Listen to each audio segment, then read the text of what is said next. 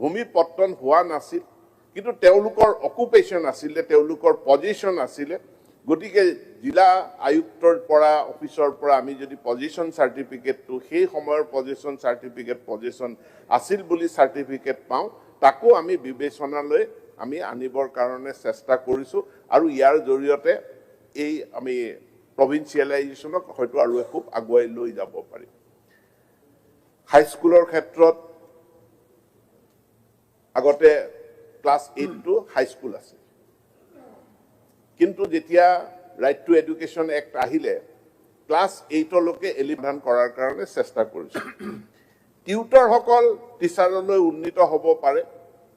যদি 5টা বছৰৰ ভিতৰত তেওঁলোকে প্ৰফেশনাল কোৱালিফিকেশন আয়ত্ত কৰে এতিয়া প্ৰফেশনাল কোৱালিফিকেশন আয়ত্ত কৰিছে আজি এটা প্ৰপ'জেল কালি দুটা প্ৰপ'জেল বেটচ বাই বেটচ হৈছে আমি বিত্ত বিভাগৰ লগত আলোচনা কৰিছো যে গুটেইখিনিক একেলগে সামৰি লৈ 5টা বছৰ হৈ যোৱাৰ পাছত আৰু এটো বিবেচিত নহব 6 নম্বৰ বা 7 নম্বৰ বছৰটোত কোনোবাই যদি প্ৰফেশনাল কোৱালিফিকেশন আয়ত্ত কৰে তেনেহলে এই আইন সংশোধন নকৰাকৈ তেওঁ টিচাৰ হ'ব নোৱাৰিব টিচাৰ হ'বলৈ হলে 5টা বছৰৰ ভিতৰতে প্ৰফেশনাল কোৱালিফিকেশন আয়ত্ত কৰিব লাগিব আৰু যিসকলে আয়ত্ত কৰিছে স্বাভাৱিকভাৱেই শিক্ষা বিভাগ যেটো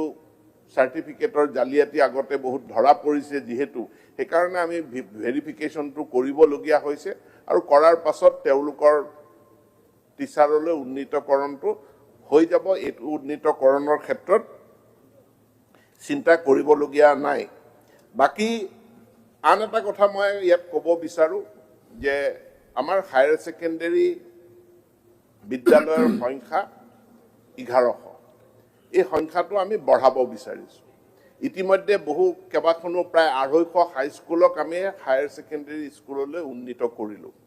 এতিয়া এই হায়াৰ সেকেন্ডাৰী বিদ্যালয়সমূহত পদ সৃষ্টি কৰাৰ প্ৰস্তাৱ আহিছে যিখিনি আমি বিবেচনা কৰি আছো যে পদ ৰেশনেলাইজেশ্যনৰ জৰিয়তে আমি এই সমস্যাটো সমাধান কৰিব পাৰো নেকি লগতে বিজ্ঞান শাখা খোলাৰ প্ৰস্তাৱ আহিছে মই যোৱাকালি এখন ভিসি কৰি এটু যেটো একাডেমিক সেশন এই একাডেমিক সেশনতে নাম ভৰ্তি কৰিব পৰাকৈ যিখিনি আমাৰ নিড বেস আছে হাই স্কুল হায়াৰ সেকেন্ডাৰীলে আপগ্ৰেড কৰিব লাগে আৰু নিড বেসড যেটো ফিডাৰ কলেজৰ কথা কৈছে ফিডাৰ স্কুলৰ কথা কৈছে যে সায়েন্স কলেজখন আছে কিন্তু ওচৰে পাজৰে হায়াৰ সেকেন্ডাৰী স্কুল বিলাকত সায়েন্স নাই দুৰ্গাদাস বড়ো ডাঙৰীয়া উল্লেখ কৰিছিল গতিকে সায়েন্স কলেজৰ আখে পাখে থকা হায়াৰ সেকেন্ডাৰী স্কুলত বিজ্ঞান শাখা খোলা এই প্ৰস্তাৱখিনিও মই ইনস্পেক্টৰ অফ স্কুলৰ পৰা বিচাৰিছো আজি বা কালিৰ ভিতৰত আৰু এটু একাডেমিক সেশনৰ ভিতৰতে যাতে তেওঁলোকক আমি অনুমতিটো দিব পাৰো আপগ্ৰেডেশনটো হৈ যায় আৰু এই একাডেমিক সেশনত যাতে তেওঁলোকে নাম ভৰ্তি কৰিব পাৰে তাৰ কাৰণেও আমি ব্যৱস্থাটো গ্ৰহণ কৰিছো এমালগামেশনৰ মাননীয় মন্ত্ৰী মহোদয় এক মিনিট এতিয়া সময় দুটা পাইছে আমাৰ আজিৰ কাৰ্যসূচী বাকি আছে তাৰ কাৰণে সময়খিনি বঢ়াই লৈছো সদনৰ অনুমতি অপেক্ষা বাকি প্ৰভিন্সিয়েলাইজেশ্যনৰ যিখন আইন সেই আইনখনৰ আওতাত নপৰা কিছু দাবী আপোনালোকে উত্থাপন কৰিছে যিখিনি আমি বিবেচনা শিক্ষা বিভাগে বিবেচনা কৰিব নোৱাৰে যেটো হৈ গল যেটো নহল এতিয়া যিখিনি হ'ব লগিয়া আছে